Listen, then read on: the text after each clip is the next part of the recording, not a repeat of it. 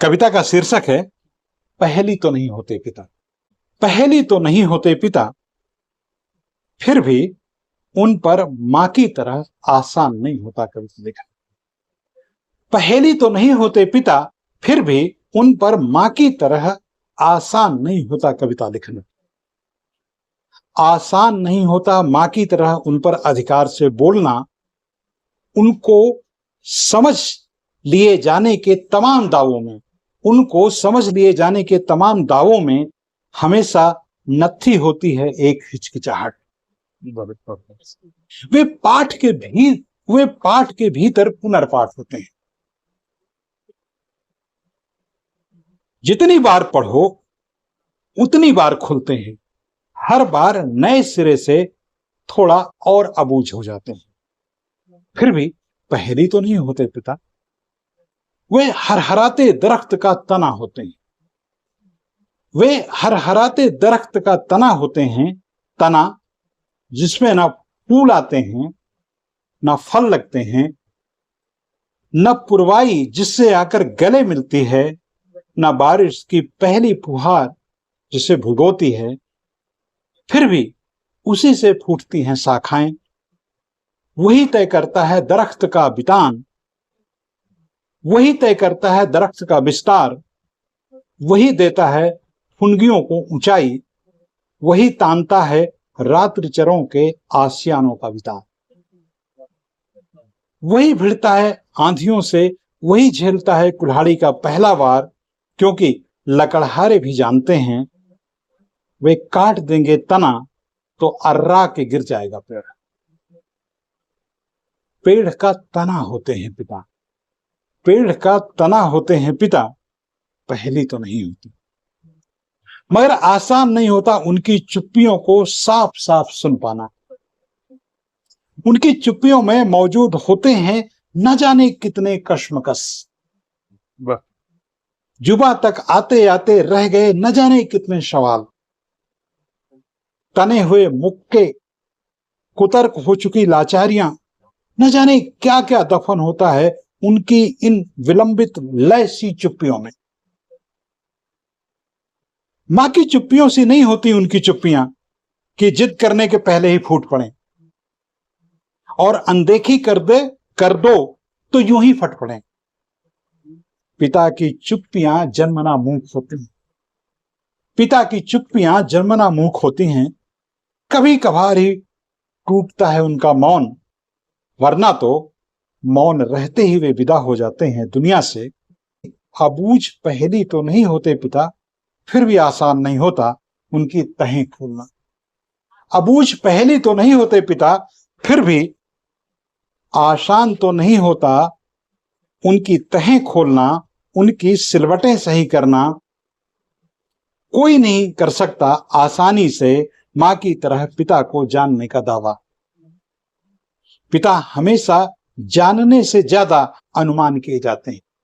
पिता हमेशा जानने से ज्यादा अनुमान किए जाते हैं, पहचानने से ज्यादा मान लिए जाते हैं। वे मौजूदगी के अंक गणित में बीज गणित की मान ली गई संख्या होती है। वे मौजूदगी के अंक गणित में बीज गणित की मान ली गई संख्या होते हैं। उन्हें महज जोड़ घटाव से नहीं समझा जा सकता। वे खालिस उम्मीदों के गुणनफल नहीं होते, ना ही महज आशंकाओं के भागफल। उनमें बहुत कुछ ज्यामितीय होता है। उनमें बहुत कुछ ज्यामितीय होता है। उनका आयतन, उनका घनत्व, उनका परिमाण, उनका विस्तार, उनका सब कुछ समझ लेने के बाद भी उन्हें जरा भी न समझ पाने की आशंका बनी रहती है। पिता किसी भी गणित के सरल सवाल नहीं होते। पिता किसी भी गणित के सरल सवाल नहीं होते, फिर भी पहेली तो नहीं होते पिता। उनके पास मां की तरह मुस्कुराहटों का अक्षय भंडार नहीं होता। उनके पास मां की तरह मुस्कुराहटों का अक्षय भंडार नहीं होता कि बात बेबात लुटाते रहें। उनके पास मां की तरह झिड़कियों का भी एक भरा भदूला खजाना नहीं होता। उनके पास मां की तरह झिड़कियों का भी एक भरा भदूला खजाना नहीं होता कि बरसाते रहें जब तब। उनके पास मां की तरह इफरात में नहीं होती भाव भंगिमाएं कि खेलते रहें उनसे चोर सिपाही का खेल। उनके पास इफरात में नहीं होती भाव भंगिमाएं कि खेलते रहे उनसे चोर सिपाही का खेल। कभी कभी पिता बहुत नीरस दिखते हैं, फिर भी पहेली तो नहीं होती। मां के मुकाबले डांटने में भी वो कंजूस होते हैं। मां के मुकाबले डांटने में भी कंजूस होते हैं पिता। ये तो हम ही हैं जो अपने चारों तरफ रच लेते हैं एक धुंध पिता के डांटों की और चढ़ा देते हैं उसमें फैंटेसी का मुहावरा। दरअसल फैंटेसी हमेशा कम या बिल्कुल कम चीजों की होती है। पिता की डांटों का खौफ सच से ज्यादा उसकी फैंटेसी है। उनके खौफ से ज्यादा उनके खौफ का रचा गया तिलिस्म हमारी कल्पनाओं की किरदार होते हैं, पहेली तो नहीं होते। सक्रिय रहते हुए भी अक्सर नजर नहीं आया करते पिता। सक्रिय रहते हुए भी अक्सर नजर नहीं आया करते पिता। न जाने किस दुनिया में गुम रहा करते हैं। कम से कम शब्दों में चला लेते हैं काम। न जाने इतने मितभाषी क्यों होते हैं पिता। असफल से असफल पिता भी ताउम्र खुद से लड़ते रहते हैं बेहतर पिता होने की लड़ाई। असफल से असफल पिता भी ताउम्र खुद से लड़ते रहते हैं बेहतर पिता होने की लड़ाई। मगर हम यही समझते हैं कि बहुत लापरवाह होते हैं पिता, क्योंकि पिता पहेली भले ना हो आसान नहीं होता उनको समझ। ये पिता पर। इधर जब आपने कविता लिखनी शुरू की तो उस दरमियान भी आपकी कविताएं अन्य अन्य प्लेटफार्मों पर आई। आपने कुछ और देसी विदेशी कवियों से संवाद भी आपका बना। तो उस बारे में थोड़ा सा। वो एक्चुअली क्या हुआ, जब हम एक बार मुझे एक बहुत अच्छा थोड़ी सी मतलब एक काव्य पुस्तिका मिली। पहल जो निकालता बीच बीच में एक पुस्तिका निकालता था, तो उसमें एक अफजाल अहमद साहब हैं पाकिस्तान के। तो अफजाल अहमद जो है कि उन्होंने कविता मतलब उनके करीब जो है 30-35 कविताएं उर्दू से हिंदी करके निकाली थी। हमने वो पढ़ी और मैं आज तक दो कवियों से मैं इतना अभिभूत हूं और उनकी मेरे कविता के लेखन में उनकी छाया भी है। एक तो अवतार सिंह संधू पाश और दूसरे अफजाल अहमद। अफजाल अहमद के, हालांकि अफजाल अहमद के मूल तो पढ़ नहीं सकता मैं, इनका भी नहीं मूल पढ़ सकता, अनुवाद ही पढ़े हैं। तो वो इतनी अच्छी कविताएं लगी, इतनी राधेश्याम जी इतनी अच्छी कविताएं लगी कि उनका पाठ लगभग जैसे मैं रामचरितमानस करता था ना वैसे ही पाठ करने लगे। अच्छा, इस दौरान ये करीब ये बात है मतलब ये उस दौरान की बात है, माया में नौकरी करता था। तो कई लोग मतलब ऐसे संपर्क बन गए थे कि वो ये मानते थे कि मुझे मैं कविता में रुचि रखता हूं, तो उनको सुनाने लगा। तो इतना वो हो गया कि हम उसको बैठ करके पाठ किया। फिर एक दिन जब ये इंटरनेट का जमाना आया तो एक दिन ऐसे सर्च कर रहे थे तो उनसे जो है वो दिख गए, उनसे बातचीत होने लगी। फिर तो इतना अच्छे उनसे रिश्ते हो गए, वो इतने मतलब मैं भी भावुक आदमी, मैंने उनसे कह दिया तो आप तो हमारे भगवान है, ऐसे कर दिया। तो वो कह रहे अरे आप इतना कविता को प्यार करते हैं, मतलब उनको इतना वो लगा कि इतना कविता को प्यार करते हैं आप, कमाल है। तो अच्छा, मुझे क्या है जो भी मना था लिख रहे हो। तो मैं इंटरनेट ने मेरी बहुत मतलब मेरी दुनिया बहुत बड़ी की। तो मेरी उनसे बहुत संवाद होने लगा। बात उन्होंने बताया कि मेरे दोस्त हैं शंख घोष जो जिनको साहित्य अकादमी भी मिला है और ये ज्ञानपीठ भी मिला है बंगला के, तो वहां जाना, तो उनसे मिलना वगैरह वगैरह। उसी दौरान अनिल जन विजय, क्या उनका नाम है पूरा, अनिल जन विजय, कुछ और भी नाम लंबा सा लिखते हैं, वो रूस में रहते हैं मॉस्को में। तो उन्होंने एक दिन उनका फेसबुक में वो आया करे यार आपकी मैंने कविताएं बहुत पढ़ी, अच्छी लगी मुझे कविताएं, तो एक तो आप सारी कविताएं हमें दे दो कविता कोष के लिए, और यहाँ पर मॉस्को में एक जो है करीब जो है 300-400 कवियों का एक जो है वैसे कविता पाठ का वो है, तो उसमें भारत से आने हैं करीब 52-53 कवि। तो मैं तुम्हारा भी नाम डालता हूं और तुम ऐसा करके वहां कर लेना। तो यहाँ मंडी हाउस के पास सप्रू हाउस में वो है वो काउंसिल है, फॉरेन मतलब विदेश परिषद है वहां पे। वहां से एक्चुअली अप्रूव होता है, मेरा अप्रूव नहीं हुआ। तो लेकिन उससे क्या हुआ कि कई लोगों से मेरा वैसे वो हो गया कांटेक्ट। उन्होंने मेरी अनिल जन्मविजय उनका नाम है जो है, तो उन्होंने परिचय कराया और बहुत लोगों, तो उनको पता है कि मेरा नहीं हुआ और उन्होंने कहा कि तुम्हें बुलाएंगे कैसे, और फिर बाद में कर वो सब। तो वहां के कई कवियों से बातचीत हुआ, फिर उनकी कविताएं। और पत्रकारिता का एक ये हुआ कि इंटरनेट से क्या किया, मेरी एक ये रुचि बन गई कि दुनिया में क्या लिखा जा रहा है पत्रकारिता में। तो उससे क्या हुआ, मैं बहुत सारे पत्रकारों से मेल में बात करने लगा, फेसबुक बात करना। तो मुझे इस बात पे कभी शर्म नहीं आती थी कि मैं कहीं ये ना साबित हो जाऊं कि मैं कोई, भाई सिंपल सी बात है, मैं आपसे कुछ जानना चाहता हूं तो मुझे क्या है। तो मेरी बहुत सारे पत्रकारों से विदेशों में बात होने लगी। एक रहीमुल्ला यूसुफ जई थे, अब तो बेचारे नहीं रहे वो, उन्होंने पहला इंटरव्यू किया था ओसामा का।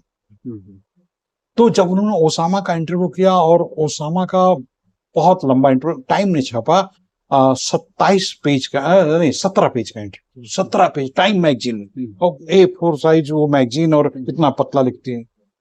मुझे इतना अच्छा इंटरव्यू लगा, राधे समझे, मैंने उसे अनुवाद किया, और मैंने भी इतना उसको काव्यात्मक अनुवाद कर दिया कि जब मैंने रहीमुल्ला यूसुफ जई को उसे भेजा तो अभिभूत हो गए, गदगद हो गए, क्योंकि वो, उनको भी हिंदी आती थी या किसी के जरिए पढ़वाया होगा जो भी है, वो हिंदी बोल लेते थे।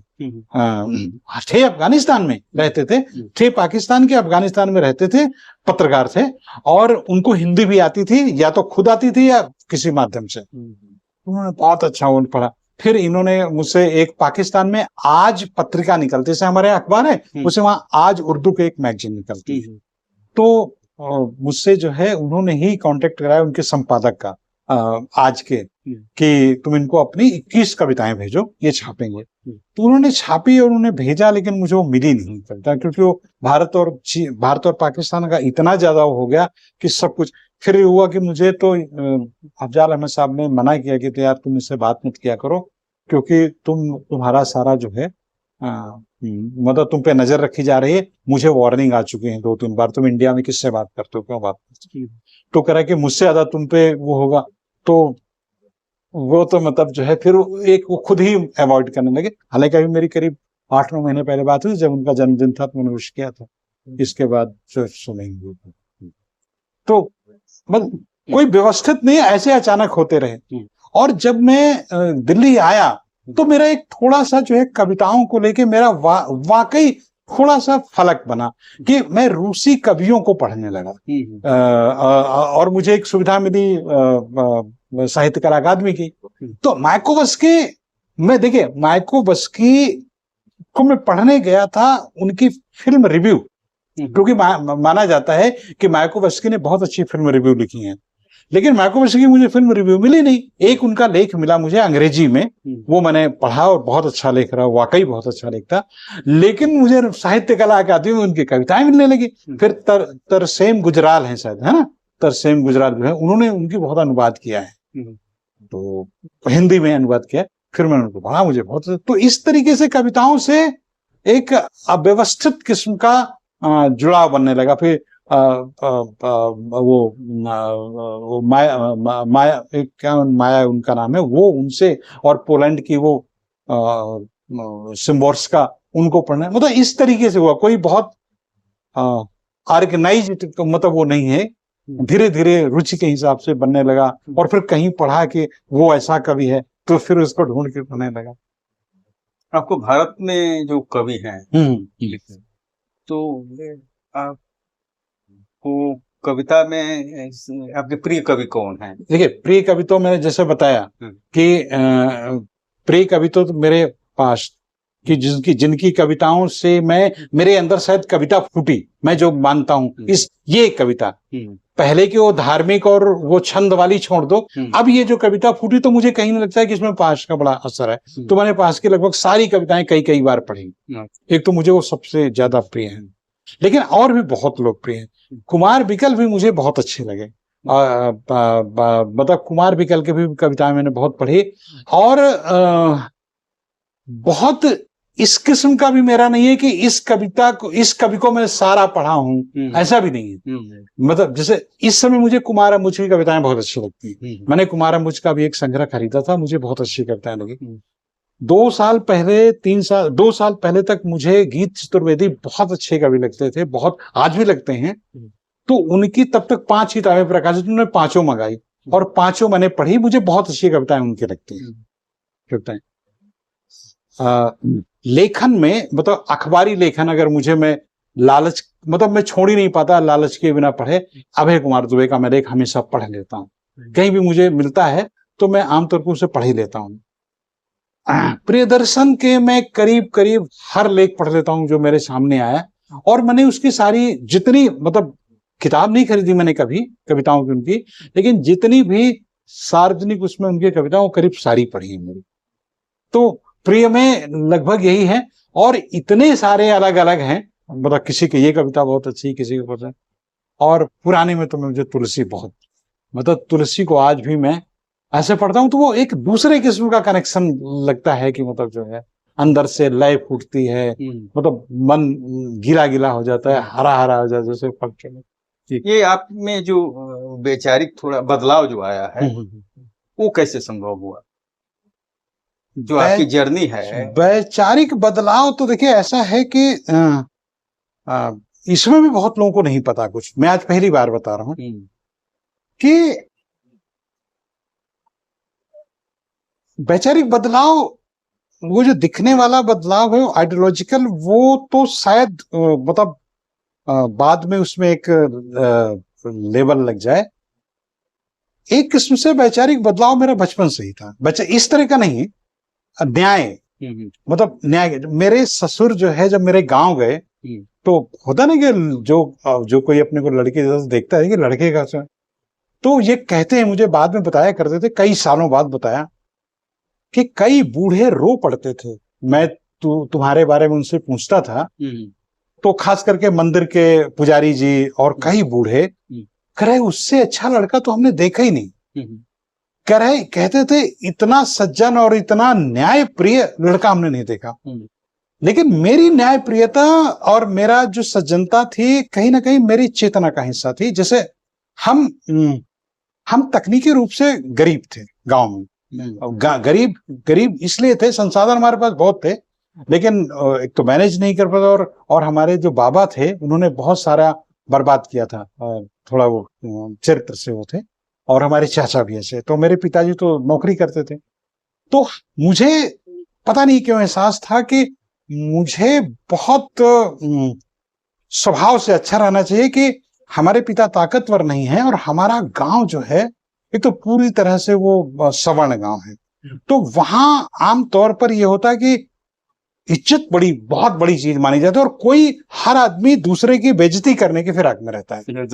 तो मैं बड़ी सजगता से ऐसा कोई मौका नहीं देता था कि हमको कोई गाली दे जाए या हमारे दरवाजे पे आके कोई हर जाए, क्योंकि मैंने अपने गांव में ये देखा, पहले तो ज्यादा समझ में अब देता हूँ कि मारना वहां एक बहुत आसान, मतलब इतनी जैसे कीड़े मकोड़ों को लोग मारते हैं वैसे वहां कत्ल हो जाते थे।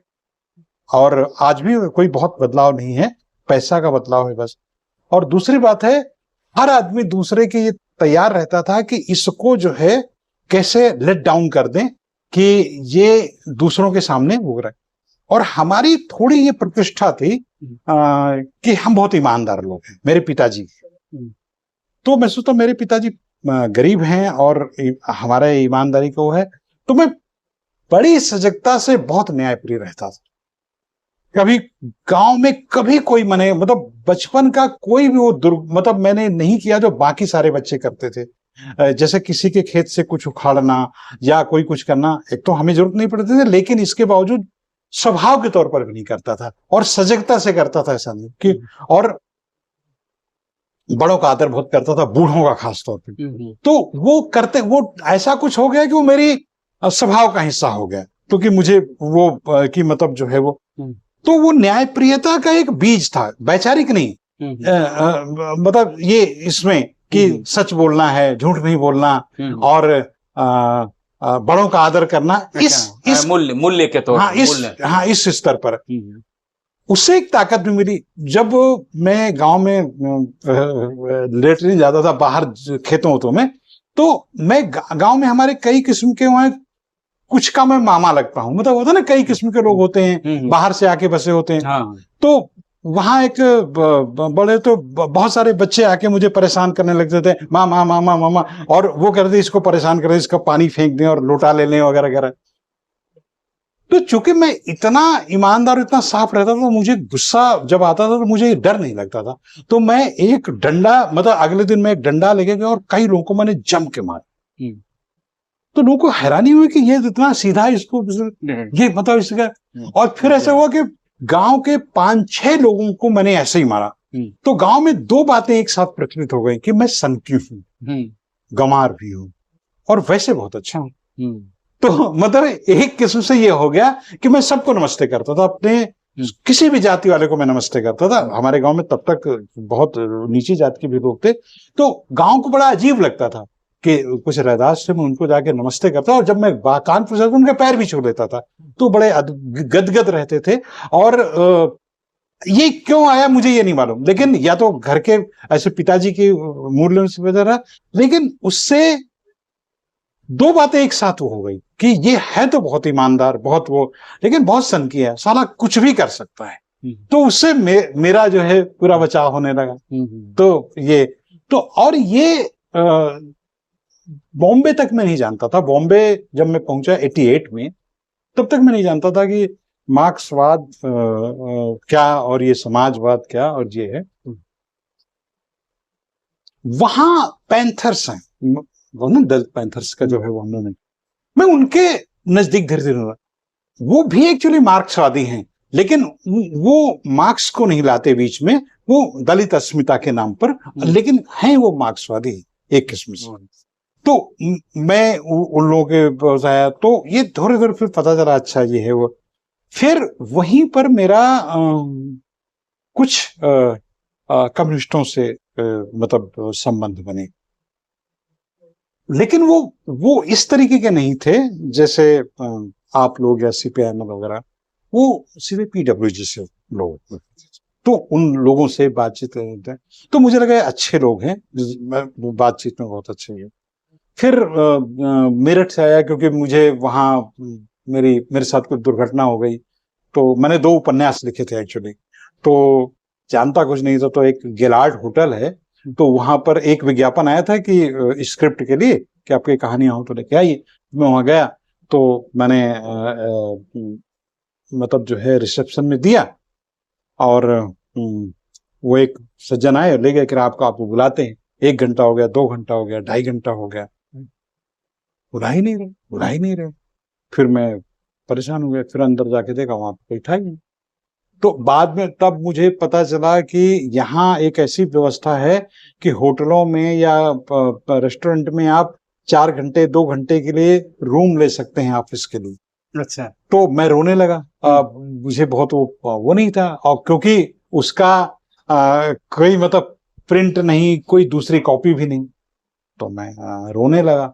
तो वहाँ एक सज्जन थे, तो निगरी क्यों रो रहे हो वगैरह ऐसा बताया सारा। तो क्या करते हो? तो मैंने कहा मैं सिक्योरिटी गार्ड में सुपरवाइजर की नौकरी करता था। तो मैंने कहा मैं तो इस तरह हूँ, और मैं इस सपने को लेके आया था कि मैं कैसे भी रह करके कुछ करके मैं। तो उन्होंने कहा ऐसा ना, फिर मैंने उसको ऐसे बातों बातों में बताया, मैंने एक पत्रकारिता पे डिप्लोमा कर लिया था, उसे डिस्टेंस से, दूरस्थ जो इसके। तो मैंने कहा मेरे पास ये एक डिप्लोमा है पत्रकारिता का। तो उन्होंने कहा कि ऐसे तुम ऐसा करो, 1-2 साल पत्रकारिता की नौकरी कर लो। और तब मेरी उम्र भी बहुत मतलब कम ही थी, 20-21 साल थी। तो जो है फिर, और तुम चले जाओ। हाँ, उसने मुझे एक कहा कि तुम मेरठ चले जाओ, उपन्यास वहां बहुत लुगदी जो है वो था कि तुम वहां लिखोगे वो हो जाएंगे। तो ठीक है, मैं वहां से मेरठ आ गया, बिना किसी संपर्क, बिना कुछ जरिए, और कैसे न कैसे कर लिया। फिर मैं वेद प्रकाश शर्मा से मिला, ओम प्रकाश शर्मा से मिला, पूरे उस सब। और मैंने करीब 8-9 उपन्यासों के हिस्से लिखे। गांच की अयोध्या जो उनका बड़ा मशहूर उपन्यास है, उसका करीब 20% मेरा लिखा हुआ है। वो कई लोग उसे ऐसे लिखवाते थे, तो उसका लेकिन वहां भी मुझे चांस नहीं मिला। लोग मुझसे हिस्सा लिखवा लेते, पैसा देते। फिर मैं जागरण में, मतलब वहां पर एक छोटे अखबार में नौकरी किया, फिर जागरण में नौकरी किया, 1 साल तक रहा। लेकिन चूंकि मैं बॉम्बे से आया था तो मुझे बड़ा अजीब सा लगता था मेरठ में। मेरठ ना शहर लगता था ना गांव लगता था, मतलब एक मिक्स टाइप का लगता था। फिर मैं यहाँ, एक विज्ञापन निकला था एक मैगजीन का, तो मैं यहाँ पे आज तक में, आज का दौर, आज का, तो फिर वहाँ खड़गदा मिले, ये सब लोग मिले। तो फिर ये वाला जो दौर इन लोगों के साथ। तो आपका तो जीवन का क्रम बड़ा है इंटरेस्टिंग रहा। बड़ा तो ये थोड़ा ये भी बतलाइए कि आपकी औपचारिक शिक्षा पहले कहाँ तक हुई और फिर कैसे कैसे आपने, अब तो आप एमए भी कर चुके हैं। हाँ, एमए फर्स्ट ईयर तक मैंने किया है गांधीयन थॉट से, क्योंकि मैं जब कम्युनिस्टों के साथ था, मुझे कम्युनिस्टों के साथ बाद में अभी लग रहा है कि मुझे कुछ गलत वो भी है, मैं ईमानदार से कह रहा हूँ। जब मैं कम्युनिस्टों के साथ आया तो वो दिन रात गांधी को गाली देते थे और कहते थे, मतलब उसका बिरला का जो है एजेंट, बिरला का दलाल, ऐसा कुछ बने कहते थे। अच्छा, मैं गांधी को जानता नहीं था कुछ, एक किस्म से, और जानता नहीं था, और मुझे बड़ा संकोच होता था कि मैं भी हाँ में हाँ मिलाता था। फिर मैंने ऐसी बात नहीं, मैं कुछ नहीं, मैंने फिर गांधी जी की किताब पढ़ी मेरे साथ को, मुझे तो बड़ा वो लगे, तो मैंने कहा नहीं, ऐसा नहीं।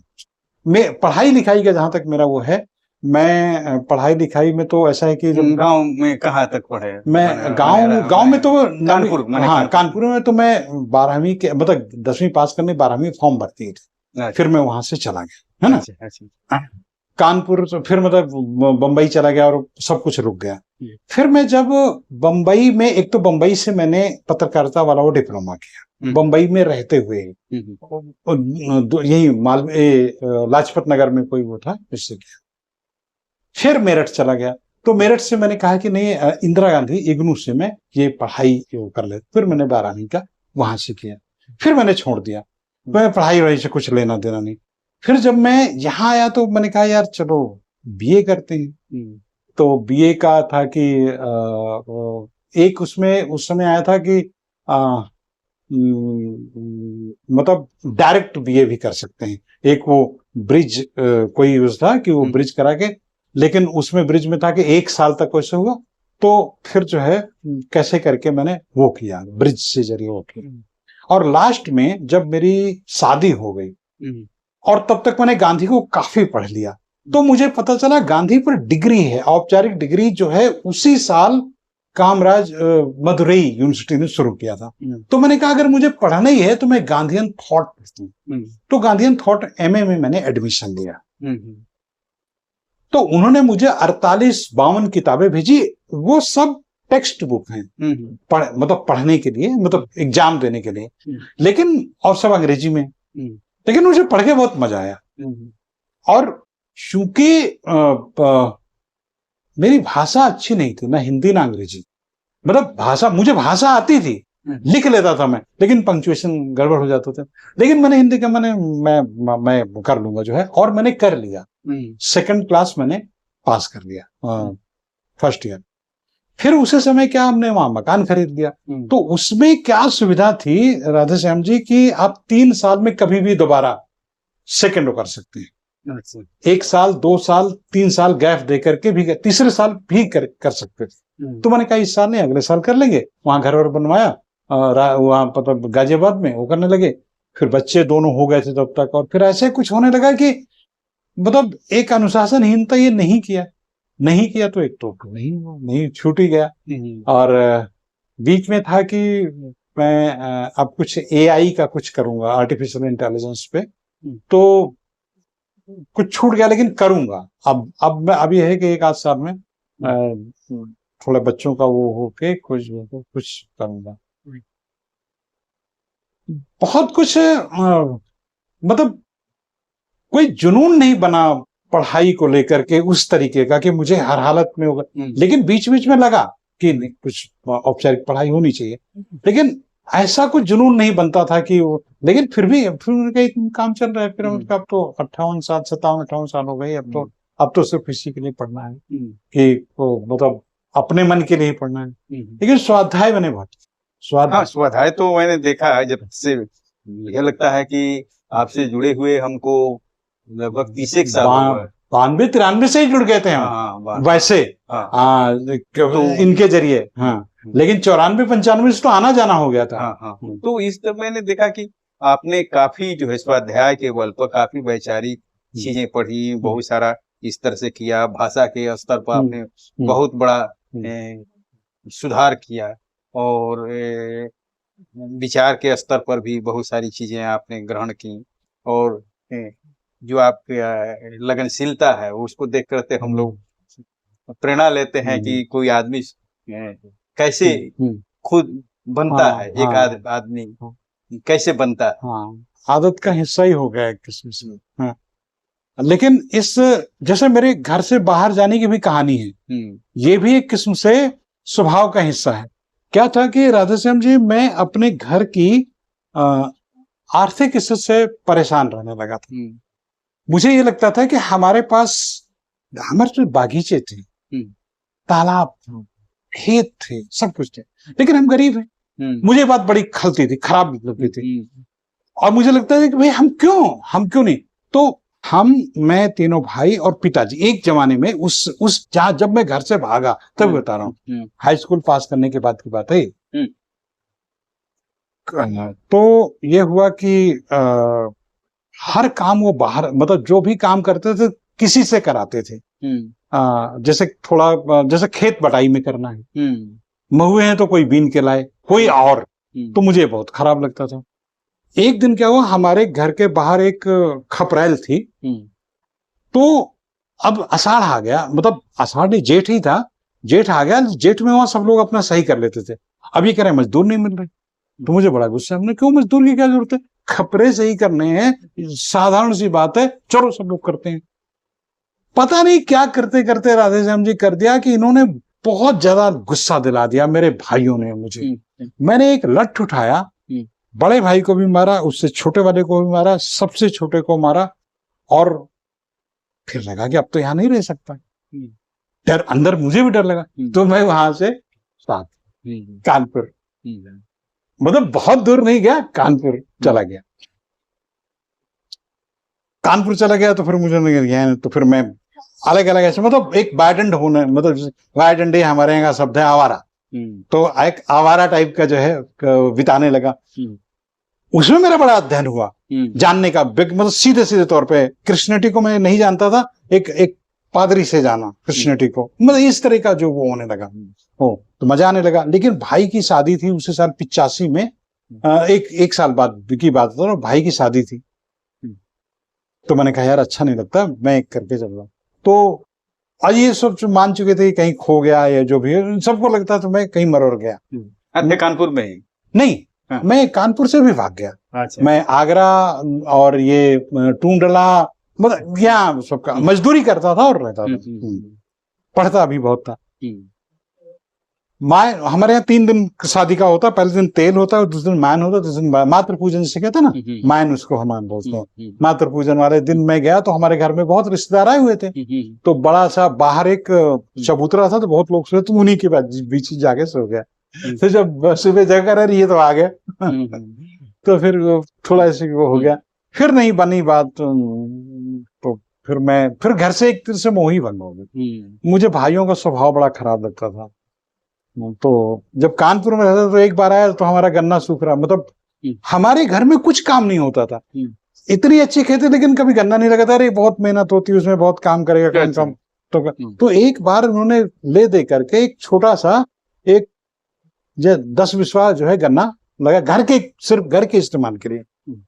अब वो सूख रहा है, और हमारा गन्ने के जिस खेत में गन्ना, उसी के नीचे जो है छोटा सा तालाब था जो पानी से लबालब।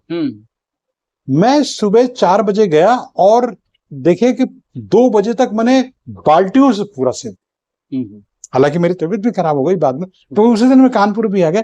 तो मेरा एक घर से बड़ा आक्रोश इस तरीके से रहा, मुझे घर में सारे लोग बड़े निकम्मे लगते थे, और आज भी मतलब एक तो मेरा स्वभाव नहीं मिला है।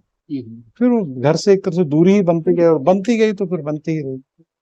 तो आपको ये सब इतना अलग अलग तरह का जीवन जिए हैं, मजदूरों का जीवन जिए मैं हैं, साधु भी हो चुका, आवारा भी रहे हैं, साधु रहे हैं, फिल्म का चक्कर लगा है, तो आपके पास तो बहुत बड़ा अनुभव है हाँ। और बहुत सारी चीजें आपने पढ़ी हैं विभिन्न तरह से। हम लोगों ने तो औपचारिक शिक्षा ली है, लेकिन फिर भी जो है अंग्रेजी के साथ हमारा वैसा रिश्ता नहीं बना, बल्कि उस तरह का ये हुआ। हालांकि कई भाषाएं हमने सीखने की कोशिश की और फिर मैं भूलता रहा है, लेकिन जब आपको मैं देखता हूँ तो लगता है कि एक आदमी कैसे विभिन्न तरह के अनुभव लेता है और कैसे उसको रचा बसा करके एकदम। तो आप कभी अकेला महसूस नहीं? आजकल देखते हैं कि ये पूंजीवादी समाज में लोग अकेलेपन का बड़ा, इसे आपको कभी इस तरह की स्थितियों में नहीं लगा? कौन सी ऐसी शक्ति थी जो आपको ये एहसास करा रही थी कि हमको काम में जुटना चाहिए? मैं बताऊं, मैं कुछ अपनी एक्स्ट्रा कॉन्शियस मतलब अतिरिक्त सजगता के चलते मैं इस लाइन मतलब इस सब में एक तरह से पढ़ा। जैसे शुरुआती मेरी सजगता ये थी कि मेरी वजह से, क्योंकि जब मैं किशोर था तो मैं गांव में देख रहा था कि बहुत सारे लड़के इस तरह की हरकतें करते थे कि अक्सर लड़ाइयां होती थी, जैसे लड़कियों को छेड़ना, गालियां देना, राह चलते कुछ कर देना और कुछ ऐसा करना, और तो लोग उनके घर में जो है चढ़ के आते थे, अपमान करके चले जाते। तो पहले तो मैं इस वजह से साधु के मतलब अख्तियार कर लिया साधुपना, कि मेरी वजह से मेरे घर में कोई कभी चढ़ के ना आ जाए, कोई बना। हालांकि एक बार एक गलती मेरे से हो चुकी है। मैं, मेरा छोटा भाई और एक और कजन, हम तीनों ने, वो मेरे कजन वो कह रहा है, अरे ना वो एक लड़की को मतलब उसका नाम लेके चिल्लाते हैं। और देखो हमने मैं तब काफी छोटा था, हमने ऐसा किया भी। और उसने जाके घर में, हमारे गांव में तब छेड़ने का मतलब, जैसे हमने किसी लड़की का नाम ले लिया, उसका नाम है मान लीजिए चंद्र हो गया, चंदा चंदा ऐसा बोल दिया तो उसने मुझे छेड़ दी, है ना। अब उसने जाके अपने घर में बताया कि 3 लड़के जो है ऐसा चल रहा है, तो मुझे और ये, मैं बहुत छोटा था तब, जो है तब बता रहा हूँ, मैं और मेरा छोटा भाई और मेरा पिताजी, बाई चांस उस दिन आते, पिताजी शनिवार को आते थे हमारे। पिताजी ने फिर खूब मारा। मारने के बाद उन्होंने ये जो कहा कि जो है मतलब वो स्थितियां रखी कि मतलब हमें कोई अपमान कर सकता, लेकिन जो जिनकी लड़की थी वो हमारे बहुत अच्छे होते, उन्होंने कुछ ऐसा कुछ था ही भी नहीं कि मतलब छेड़ा तो था नहीं, हमने नाम उसका ले लिया था। उस जगह से मैंने गांठ बांध ली कि मुझे कभी ऐसा कुछ नहीं करना है कि मेरी वजह से घर को मतलब कोई इस तरह का हुआ है। तो पहले तो ये था। जब मैं घर से बाहर चला गया तो मैंने 2-3 प्रतिज्ञाएं अपने अंदर की कि मुझे बीमार नहीं पड़ना,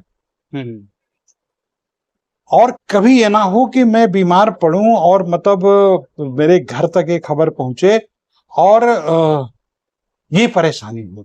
तो मैं स्वस्थ रहना अपना एक नैतिक कर्तव्य समझ लिया था कि मैं स्वस्थ रहूंगा, हर हालत में स्वस्थ रहूंगा। तो हो सकता है साइकोलॉजी हो गई हो कि मैं आज तक में जब से घर से निकला, मतलब गांव से निकला, आज तक मैं बीमार नहीं पड़ा।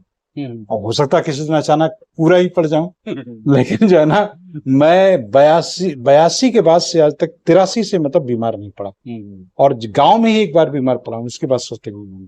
तो एक तो इस वजह से जानकारी का एक अभाव था कि औपचारिक शिक्षा उस तरीके से नहीं थी, तो मुझे लगता था सब कुछ जान ले। अच्छा, जिज्ञासा बहुत थी अंदर, तो इस वजह से मुझे लगता रहा होगा। और ऐसा राहुल शंकरदयाल जो है, उनकी भी उस तरह से शिक्षा नहीं होती, लेकिन वो जिज्ञासा तो कई भाषाओं को और लिखना है। लेकिन मैं उतना अनुशासित भी नहीं रहा। ये जरूर है, उतना अनुशासित नहीं रहा। और दूसरी बात, जैसे मैं बहुत ईमानदारी से बताऊं, मैं अंदर से कहीं मेरे अंदर ये एक कमजोर नस थी कि मुझे पैसा चाहिए, हर हालत में पैसा। मैं पैसे के लिए बहुत हो रहा। तो मैंने पैसा कमाने की, जैसे मैं 20 घंटे काम कर सकता हूँ बहुत आसानी से, अब वो मेरी आदत का हिस्सा है। लेकिन मैं इसलिए नहीं करता कि मैं वैचारिक रूप ये सब, मैं पैसा कमाने के लिए, कि मैं अधिक से अधिक इसलिए लिखा कि मुझे सबसे कम पैसा मिले तब भी वो बहुत हो जाए, मतलब एक मजदूरी करके भी मैं। और मैं हमेशा पैसों के मामले में बड़ा हो रहा। तो और मैंने बहुत लोगों को खिलाया, क्योंकि हाँ, मेरे अंदर, मैंने देखा है, बहुत तो सारे मेरे लोग। एक अंदर ये हाँ, भावना थी हाँ, कि मैं इनके जितना तो नहीं कर सकता, हाँ, तो मैं कम से कम इनको खिलाऊं पिलाऊं। तो मेरे यहाँ मदनगीर में हाँ, दसियों लोग आते थे, हाँ, CLI वाले भी आते थे, PWD सब आते थे, एक कई प्रांतों के लोग आते थे। और मैं कहता तो एक शर्ट बनवा लो, ऐसा नहीं, मेरे भी कोई बहुत नहीं होते थे। मैं चलो यार आज तुम्हें पनीर खिलाते हैं। अच्छा, उस माहौल भी बड़ा मासूमियत से, वो भी बड़े मासूम लोग होते थे। हाँ यार अच्छा खाना खाएंगे, बहुत अच्छा लगता है वो सब। फिर वो आदत का हिस्सा हो गया कि पैसे पैसे, हालांकि उसके बड़े नुकसान भी हुए कि उससे कुछ जैसा सोचा था वैसा कुछ नहीं हुआ। ये साधु वाला पीरियड आपका कब से कब है? वो क्या आप कहाँ रहे? वो तो ऐसा हुआ कि एक जो है, कई अलग अलग बाबा, जैसे देवराहा बाबा, तो एक डोंगरे बाबा भी होते ना। अच्छा, गिरी के एक्चुअली इनके 9 अखाड़े हैं, आपको पता ही होगा। हाँ, और हर अखाड़े की अपनी अपनी मान्यता है। तो यहाँ तो जैसे ये है, और मतलब एक किस्म से भारत में पूरा धार्मिक 2 हिस्सों में बटा है, एक गिरी के अखाड़े और एक हरिद्वार के अखाड़े, है ना। तो हमारे घर का जो पूरा संबंध था ये हरिद्वार वाले ही थे। तो गुजरात में बड़ी धार्मिकता है, और ना हिंदी भाषी ना होते हुए भी वो रामचरितमानस में बहुत काम करते हैं। तो एक डोंगरे बाबा थे, डोंगरे गुरु जी, डोंगरे जी, तो डोंगरे महाराज कहते थे। तो उनसे रामचरितमानस में बड़ा प्रभावित हुआ। वो मतलब जिस ढंग से वो करते थे, तो मैं उनके काफिले में चलने लगा। मैं औपचारिक उस किस्म से नहीं, तो वो ये रेवाड़ी में उनका एक बार था, फिर ये रोहतक में था। तो मैं 2-3 महीने उनके काफिले में चलने लगा। फिर मुझे लगा यार मैं पैंट ये पजामा और ये सब पहने रहता हूँ, तो मैं भी मतलब अच्छा अंदर के भाव से मैं भी साधु हो गया। तो आपने गिरुआ वस्त्र धारण कर दिया? नहीं, वहां गिरुए नहीं थे, वो सफेद वाले थे। अच्छा, सफेद, वो मतलब, लेकिन लुंगी उंगी पहनते होंगे या हाँ, नहीं वैसे ही जैसे वैष्णव पहनते हैं। हाँ, मतलब वो वैष्णव थे। तो वो सफेद वाला वो पहनते थे। तो आप टीका फंदा भी मारते थे? हाँ। अच्छा, ये कितने साल ये 6 महीने तक। 6 महीने बल्कि 5 महीने ही जो है खत्म हो गए थे। 5 महीने एक्चुअली वहां से आए, ये भैंसाली ग्राउंड है इसमें मेरठ में, शुरुआत में ही है। तो वहां जब देखा, वहां अच्छा उसके पीछे भी मेरा कोई बहुत धार्मिक और वैचारिक नहीं था, वही पैसे वाला। मैं देखा कि साधु एक एक बीड़ी के लिए लड़ रहे हैं, जूठी बीड़ी पी रहे हैं और चोरी कर रहे हैं बीड़ी की। तो मैंने कहा तो बीड़ी कमा लें, अगर बीड़ी पीना ही इतना वो है तो। और फिर एक अच्छा पढ़े लिखे भी उसमें एक साउथ इंडियन था, तो वो तो अंग्रेजी ही बोलता था। तो पहले हम मानते थे जो अंग्रेजी बोलता बहुत पढ़ा लिखा आदमी। तो मतलब ये भी था कि यार ये तो बहुत पढ़ा लिखा आदमी, फिर भी ये जैसे, फिर उसने यार सब कुछ है, लेकिन वो आधी टूटी बीड़ी पीता है, आधी रख लेता है, और फिर कोई चुरा ले तो फिर हंगामा खड़ा करता है सारा। कट्टे मतलब साधुओं की इतनी गरीबी होती है कि आपको यकीन नहीं आएगा साधु कितने गरीब होते हैं।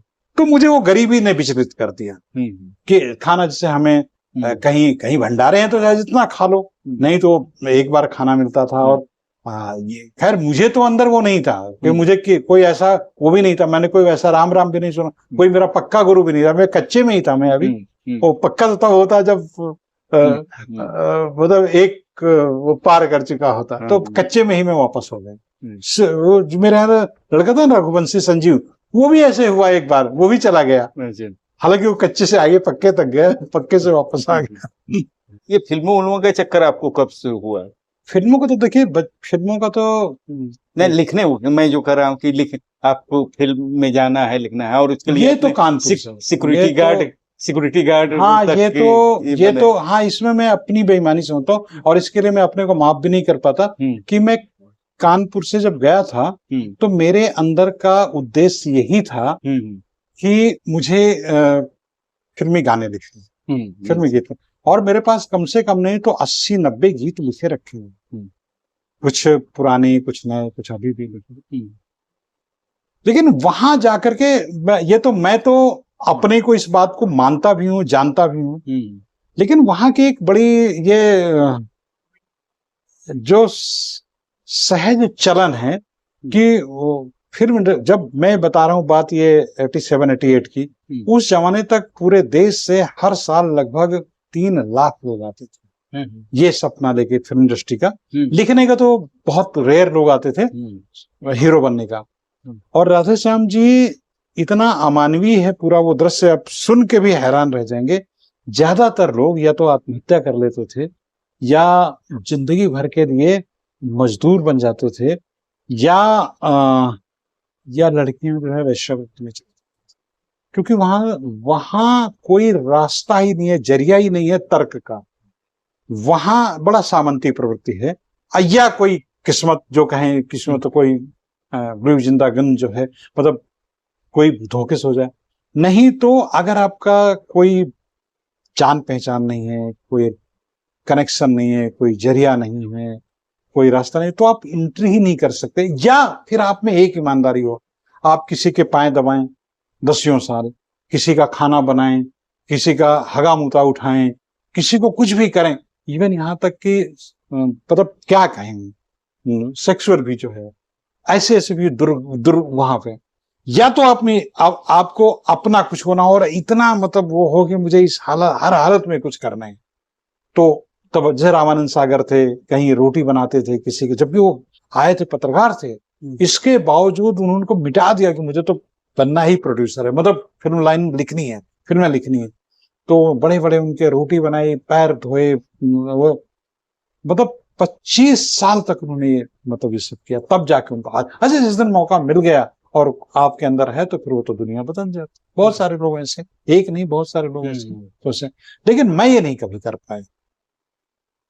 उसकी 2 वजह हैं। एक तो मेरे अंदर बचपन से एक स्वाभिमान था, बचपन जीवन संघर्ष में था। मैं बड़े घर से नहीं आया था कि मैं एकदम से डर जाऊं जीवन से, तो मुझे ये भी था। दूसरी बात क्या थी कि मेरे पास एक होने ना होने का जरिया लिखने का एक सलीका, मतलब एक स्किल, और पत्रकारिता का मैंने वो कर लिया था डिप्लोमा ही रहते हुए।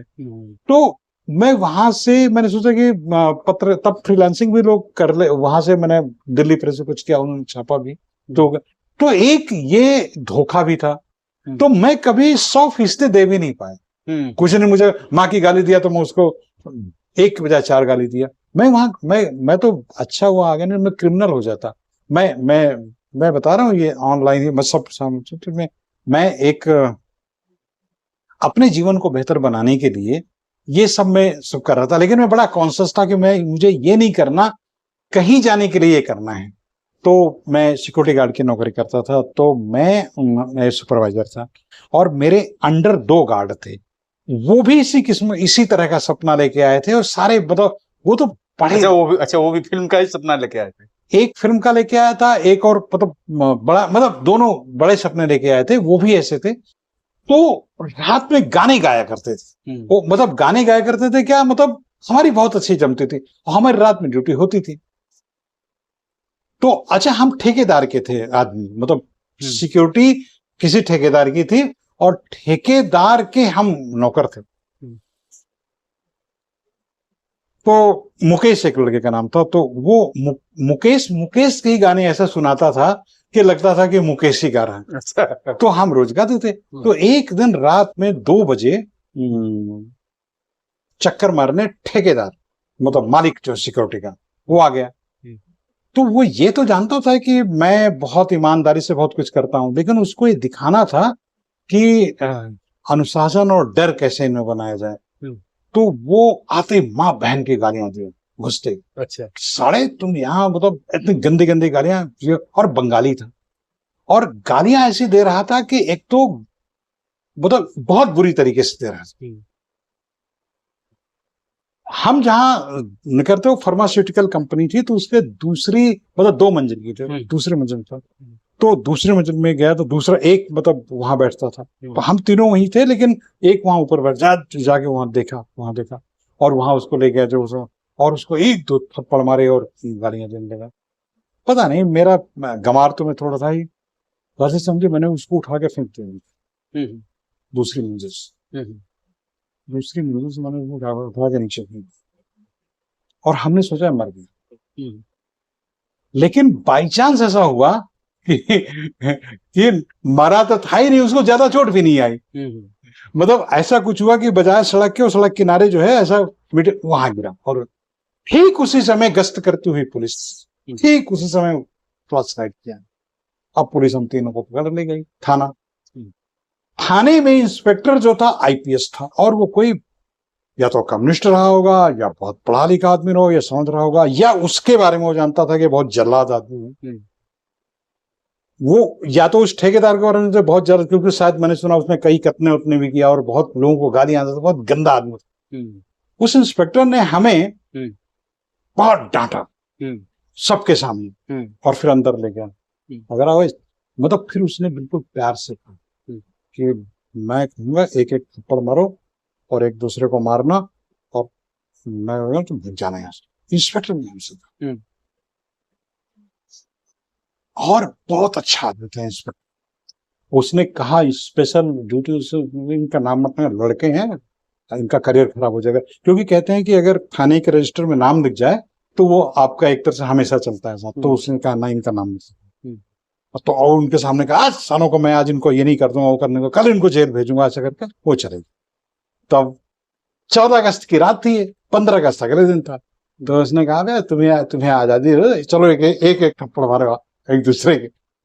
तो अब हम सोचे हमें तो पूरे मौका, तो हम अपनी चालाकी दिखा यूं करके मार रहे थे कि दूसरे को। तो उसने कहा अच्छा अब तो ऐसी चालाकी दिखाओगे। तो उसने एक झापड़ में मारा हम लोगों को एक का, अगर फुटो तो हम भाग आए। तो एक किस्म से हम उससे बच गए। नहीं तो अच्छा बाद में खैर मेरे साथ तो कई मरते मरते मैं कई बार बचा। उसने मुझे एक बार पकड़ लिया और ये था कि इसको मार देंगे, वापस फिर भी बाई चांस ऐसे छूट, मतलब बच गए और कर गए। तो जिंदगी का मतलब ऐसा था कि तब तक हमें पता ही नहीं था हमारी जिंदगी कीमती है, तो इसलिए रिस्क लेते रहते थे। और एक किस्म से ये भी है।